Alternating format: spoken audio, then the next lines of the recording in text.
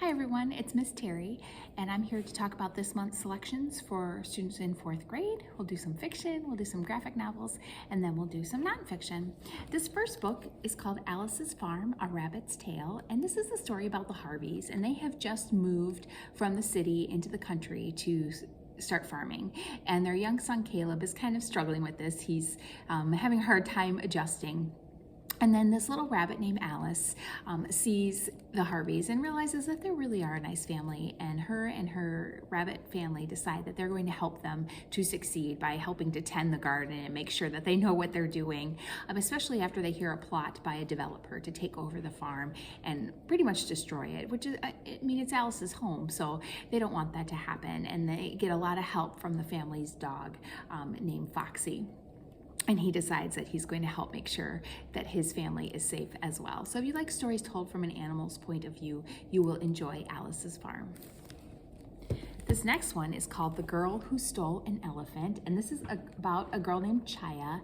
And Chaya kind of has this idea that she's going to help the poor by stealing from the rich. And one day she steals the queen's jewels, and unfortunately her friend Neil ends up getting caught by the palace guard and kind of takes the fall for Chaya, and she decides she's got to help him out. And so she has a new friend named Noor and she break Neil out of jail and ride away on the king's elephant. And now they've gone into the jungle and are trying to get away from the king's guard. This is an action-packed story. You never know if the king's guard is going to catch up with them or not.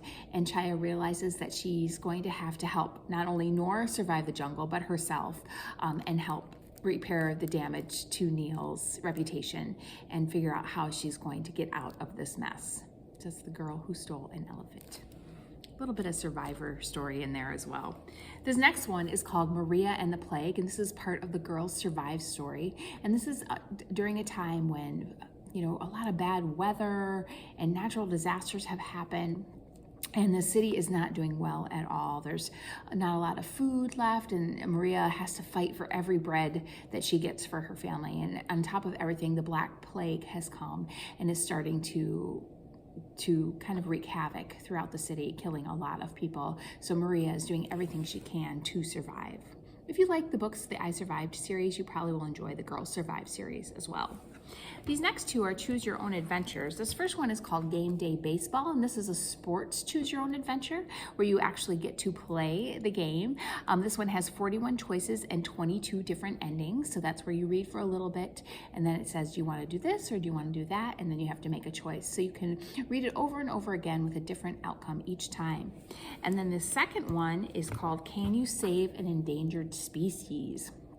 And this one goes into the rainforest to see if you can help some of the animals that are struggling there. This one has 33 choices and 18 different endings. So if you like animal stories, if you like the idea of saving the planet, you probably would enjoy this Choose Your Own Adventure. This next one is a history book. It's a new series called The Wheels of History. This one is called Filizards Midnight Ride, and these are famous moments in history told by the dogs that were there. And this one in particular talks about Paul Revere's midnight ride during the American Revolution, as told from the point of view of Filagry, who is a little Pomeranian dog that Paul Revere had saved and given to his daughter who was recovering from an illness. Now, Paul Revere has some other animals at home. He calls them the Patriot animals because they are all in support of the American Revolution. And Filagry ends up helping Paul Revere with his famous ride. I also have with me today Diary of a Wimpy Kid, The Deep End. This is number 15 in the series. Greg Heffley and his family have hit the road for a vacation, and their RV ends up breaking down, and they kind of get stuck at a resort that's not really that nice. And then, of course, the weather turns bad, and it starts raining and raining and raining, and they call it The Deep End because they're worried they're going to get flooded out.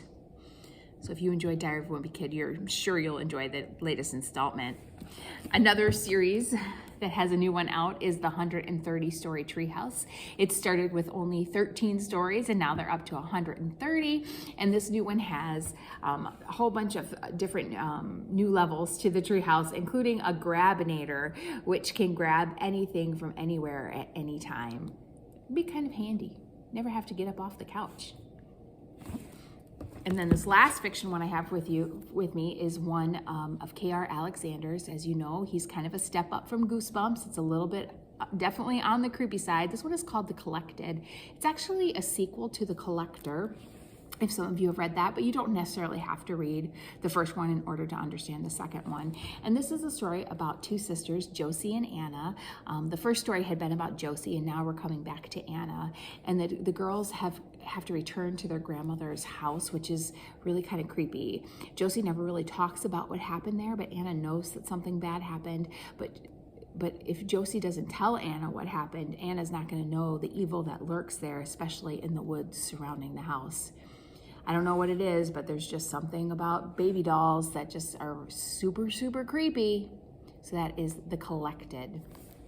Let's talk about some of the graphic novels. This first one is called The Dragon and the Swordmaker, and this is kind of a play on The Elves and the Shoemaker. So what's happened is a dragon has appeared in the town, and all of these people are looking for swords to go out and battle it.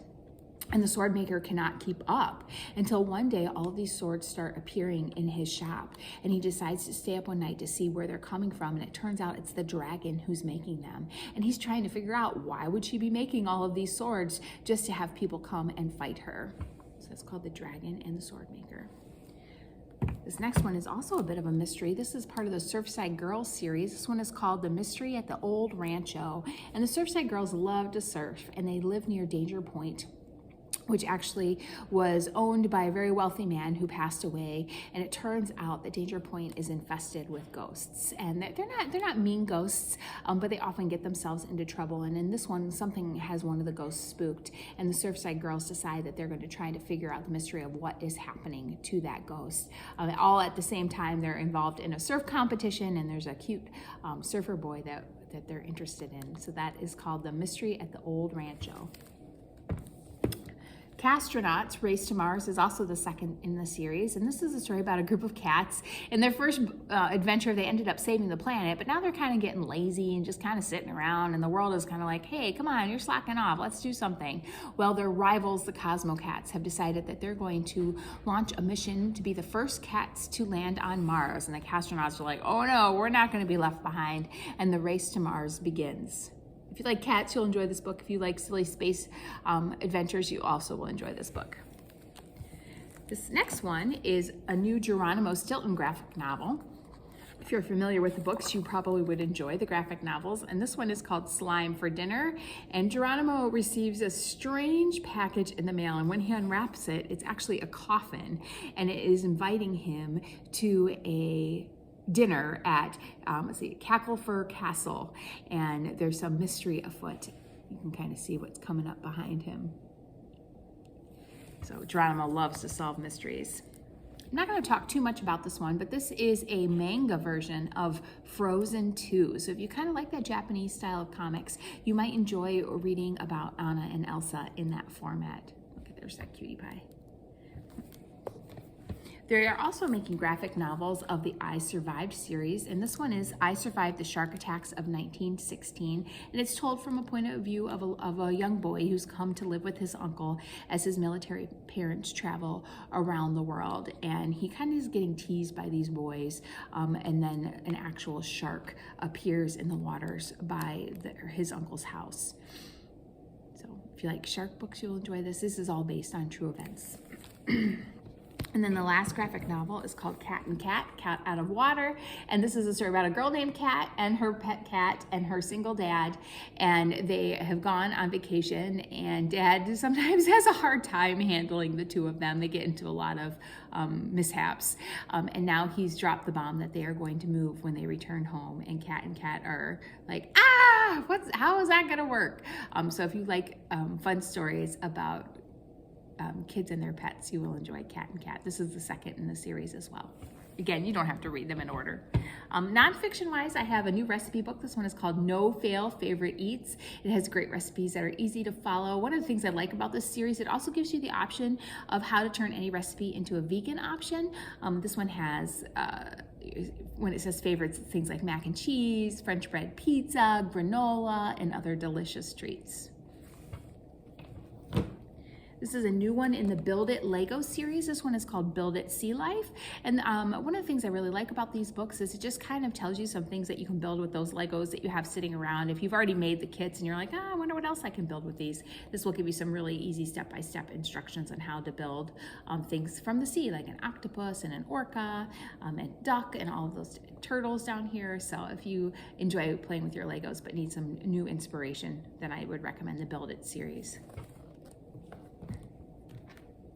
This next one is a beautiful a book about horses. It has really gorgeous pictures in it, and it talks all about different types of horses and how to care for them, where they live. Like I said, there's always some gorgeous pictures of horses. It talks a lot about the different breeds of horses and how they vary. So if you're really kind of into horses, you probably would enjoy this book. This next one is is a part of the Museum of Phobias. This one is the Alarming Animal Collection, and phobias are things that you're scared of. Like if you're scared of spiders, it's called Arachnophobia, and this talks about the different phobias. This book in particular talks about fears of different types of animals and bugs and different things like that, and it talks about what that phobia means and what somebody who has that phobia might experience, and even gives you a couple little pointers of maybe how you could get over that fear. Fetch is a new one by the National Geographic Kids, and this is a training guide for your dogs. There's actually another one called Pounce if you have cats instead, but these books give you step-by-step instructions on how to train your pets to do different tricks. So that one is called Fetch. So if you have a smart dog at home and you're like, oh, I wonder if I could get him to do some other things, that would be a good choice for you. This one is called the Man Triathlon, and this talks about the competition where you have to bike, run, and swim. And it talks about what it's like to train. It'll talk about some of the people who have won the Ironman competition. It talks about the difficulties and other things like that. So if you're thinking someday that you might like to compete, this would be a good way to kind of get an idea of what you need to do. And then the last nonfiction I have for you today is called The Story of the Green Bay Packers. You can see Aaron Rodgers on the cover there. It's not particularly just about him. It's really the story of the Green Bay Packers in general, from their very beginning up to present day. So hopefully you find something you enjoy. Thanks.